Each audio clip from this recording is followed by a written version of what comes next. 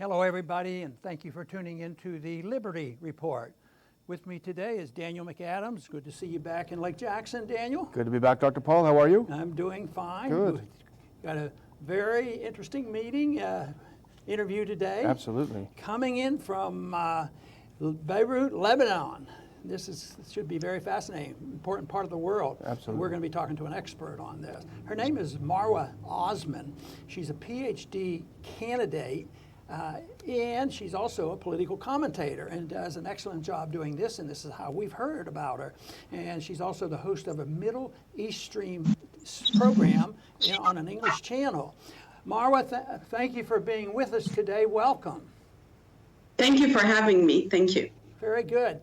Well, there's so much to talk about, and we know that you're very expert on the Middle East and so many things going on, not only in Lebanon, but the whole area. So there's so many problems going on. And what I'd like to do is start off with asking you where you think the hottest spot is. It might be a tough choice, unfortunately, but what are you concentrating on right now? What message would you like to get to the American people right now? Because one of our complaints is that we're trying to reach out and get a message out to the American people so that they know and understand much better what's going on in the Middle East. Well, when you ask about the hotspot in the Middle East, it's true, it's very complicated. But at the moment, because the Middle East is entirely a huge hotspot, but at the moment, the biggest hotspot is Yemen.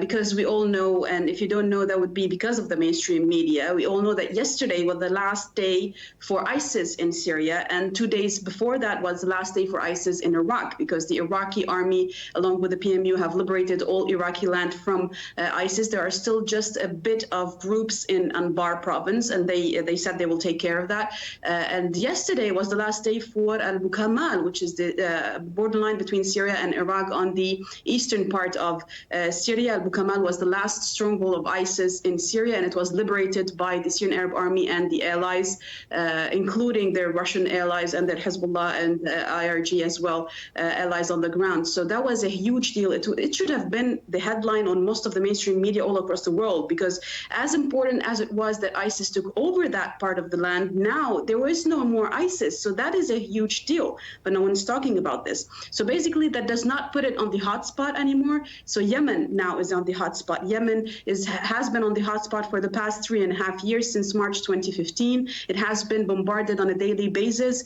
The casualties are civilian casualties.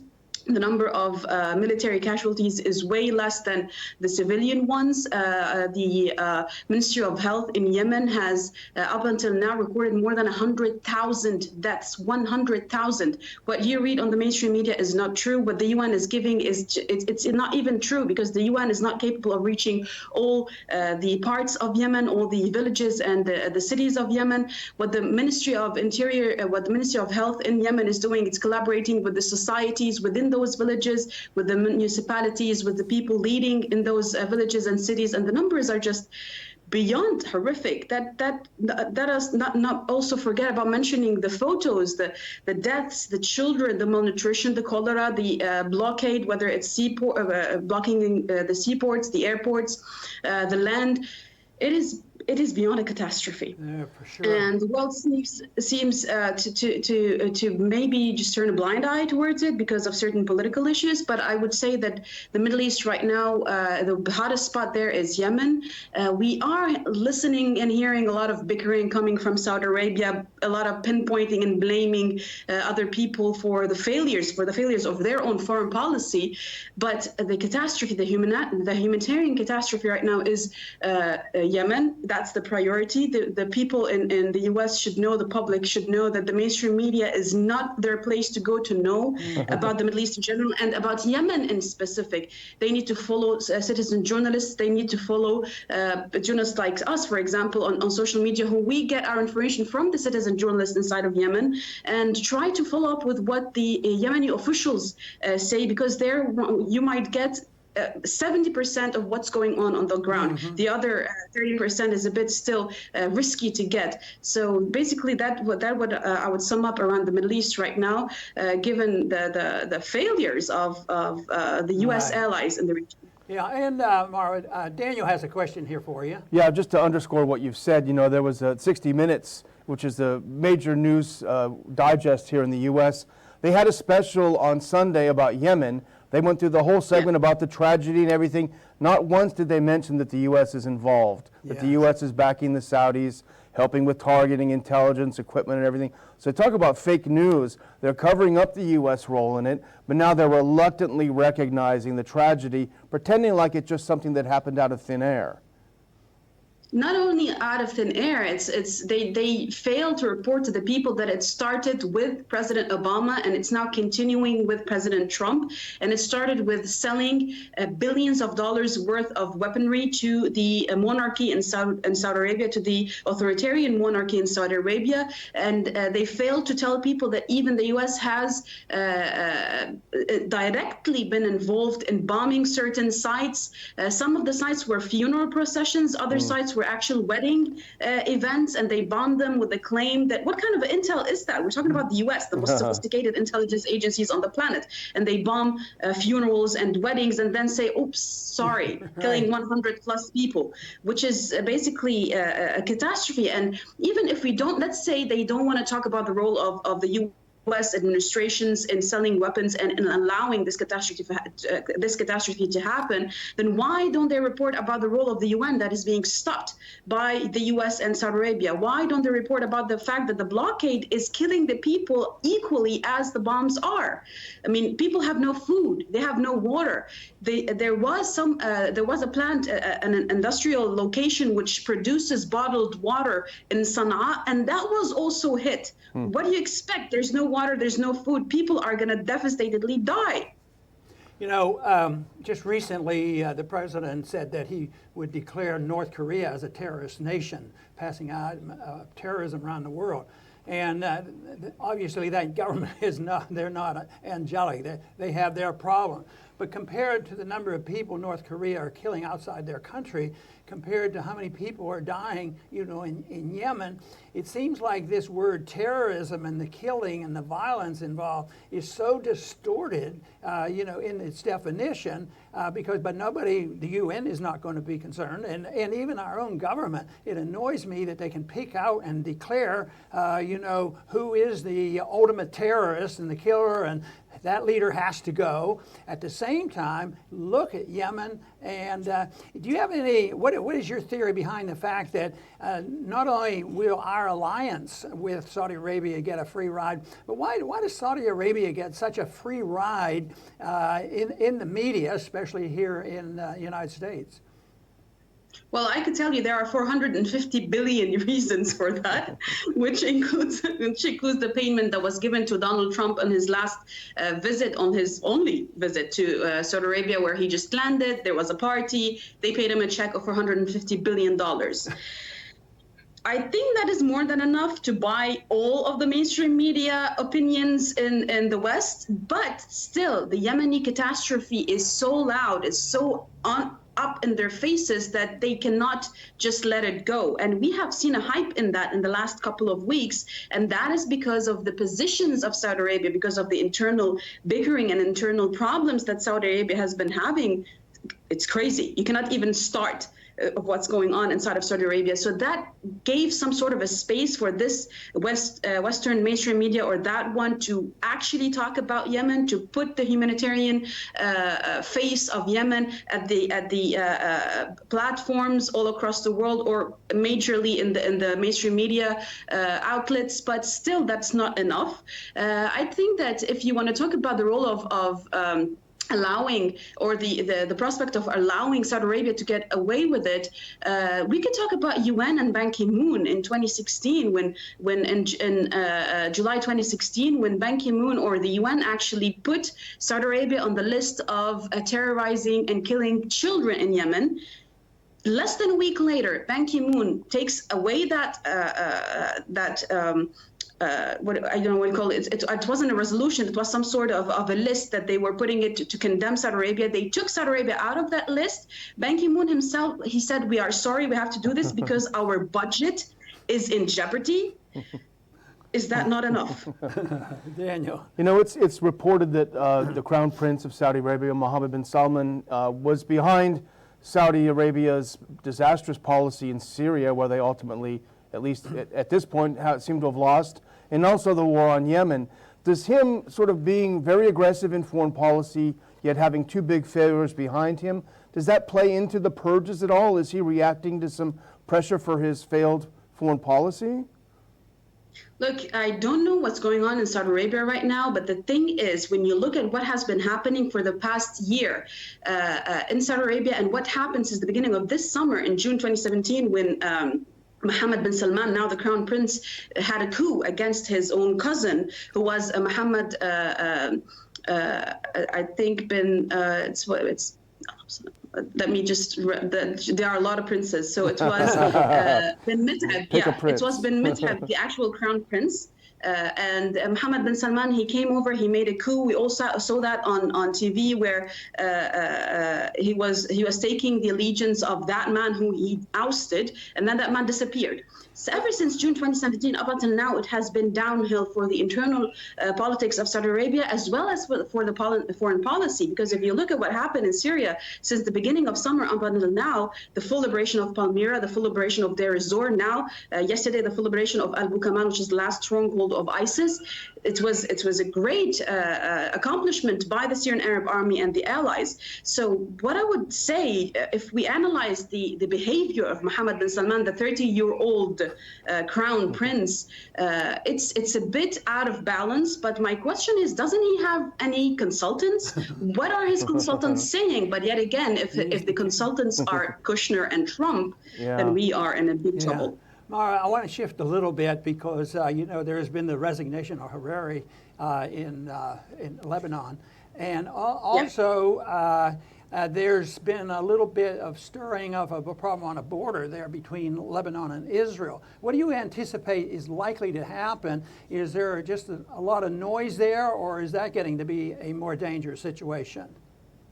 No, that's just nuanced. It's just noise. That's not going to develop into any kind of war. I'm more than sure about this. At least I'm sure of, I'll be honest with you, I'm sure of the Israeli side more than I am of the Saudi side, because Israel has a lot to lose if it actually starts an aggression against Lebanon. We could count them. They are countless. Most importantly is the fact that they cannot control the border anymore due to the expertise of the resistance in Lebanon, namely known internationally as Hezbollah and locally as well, but we call it the resistance. Every time we say resistance, it means Hezbollah. So because of the experience that they gained inside of Syria, now it is more than likely that if any aggression happens, the resistance will be taking over Galilee. If that happens, it means that they will be entering occupied Palestinian territories and liberating them. Israel doesn't want that. The last war in 2006, Israel was not able to move an inch inside of the Lebanese border. They tried; their tanks were burned in the fields of Khiyam and of Al Hujayr Valley. But now, this time, it's totally different. Hezbollah even has drones. You know, the small drones that are cheap, that can actually Israel can use a defense system that would cost it millions of dollars against a $150 drone that might actually have some sort of an ammunition with it. That's not good. And also what's not good is the fact that there are a lot of targets that have been several times named by the chief of Hezbollah, Sayyid Hassan Nasrallah, when he said that there's this site and that site, this plantation and that industrial area. These are all targets for the resistance if Israel starts an aggression, because this time Israel has time and again said that the government, the president in Lebanon, is a huge ally of Hezbollah, so there are no limits if we start bombing. This gave the resistance some sort of a threshold, a higher threshold to say, well, we don't also have any kind of a borderline to stop at if you start an aggression. So starting from that and giving the failure of the last war, I would say, and the experience of that Hezbollah has been gaining on the grounds in Syria, I would say no war is happening between Lebanon and Israel. But if you want to talk about Saudi Arabia, I don't think They have the capabilities to do so. When I say that, I mean militarily, meaning if you want to bomb a country, you use land, air, and sea. Sea is covered by the Russian warships that are protecting Syria. They cannot enter, and obviously Russia's not going to give them a green light to come and attack Lebanon because Hezbollah is Russian ally on the ground inside of Syria. It's true it's not, Israel is a bigger ally to Russia than Hezbollah is, but when we're talking about security of Syria, security of Lebanon is much more important than it is than to actually give Saudis what they want. Now, if you want to talk about land, they don't have a land mass that could allow them to attack Lebanon except of Israel, and they wouldn't dare to use occupied Palestinian territory because the entire Islamic world would go against them. Mm-hmm. And they have the aerial bombardment option. That's an option that's a bit, that's I would say it's not a 50-50, it's a 30-70, a 30 being possibility. When I say that, they need a place to land to fuel their jets, etc. And Jordan might actually be an option for them. Mm-hmm. But what is the possibility of Jordan including itself in an attack against another Arabian country? They are already involved in Yemen, and they regret it every chance they get. Right. But what are the chances that they would do that against Lebanon? And what are the odds of them getting involved and getting retaliation back? Yeah. So that is also a far away option. And then you have the Europeans' stance. Europe has shown a lot of support for the president of Lebanon, for President Michel Aoun, and they have continuously, whether it's Emmanuel Macron, the president of France, or Angela Merkel, they all said that the stability of Lebanon is a priority for them, and that's not because they like us, but because we are their neighbors. Right. They're afraid that it would be retaliatory attacks, not attacks, maybe retaliatory immigrants. Right. Into their lands because of the masses that would be fleeing such a war. Marwa, we're about to finish the program, but Daniel has a short question for you, and then we're going to have to close. Go ahead, Daniel. Yeah, and I think you touched on a lot of this. You know, we're seeing some shifting and some solidifying new alliances in the region, and I think it's the result of the Syria war to a degree. But this week we'll see the presidents of Iran and Turkey traveling to Sochi in Russia to meet with President Putin. We know that President Assad of Syria has already met him within the last, 48 hours. What is the significance of this meeting? What would you say in a nutshell? Well, at first, it is a celebration of the victory that both armies of both countries have successfully made inside of Syria by eliminating ISIS, terminating what is called and known as the Islamic State inside of Syria and Iraq. Inside of Syria, it's a huge success. They are firstly, and as a priority, celebrating that event. And secondly, I think this is a start of some sort of a Russian intermediary positioning to try and bring back together Syria and Turkey. It's not a long shot because Turkey has shown some sort of a shift, but there might be some personal issues here that they need to tackle, because the attacks that Erdogan had been doing against President Assad, what man would actually accept such attacks, especially attacks that have resulted in the deaths of his own civilians, of his own people? But with the efforts that Russia and Iran might pull off together, there might be some sort of a new, it's not going to be an alliance, it might be a new position for Syria and Turkey to try to work together in the post-war era of Syria. Marwa, we're going to have to close, but I do want to thank you very much for being with us today. And can you put out a website or something if some of our viewers want to follow what you're doing? What would be the best way for them to look for your material? Twitter will be the best place. I'm working on my website right now. My account on Twitter is at Osman_Marwa1. Facebook is not an option because now I'm blocked for 30 days on Facebook because of my interview that was aired by another TV channel. So Facebook, I'm not very active there because they obviously don't like me, but Twitter would be a perfect place. And I'd like to correct one thing. I'm a former show host of the Middle East Stream because after I had both of my kids, I decided to stay away from TV and focus on my academics. So there you go. Well, very good. And I want to thank you very much for being with us today. Thank you for having me. Thank That's you. an honor. And I want to thank our viewers today for tuning in to this very important program on the Ron Paul Liberty Report. Come back soon.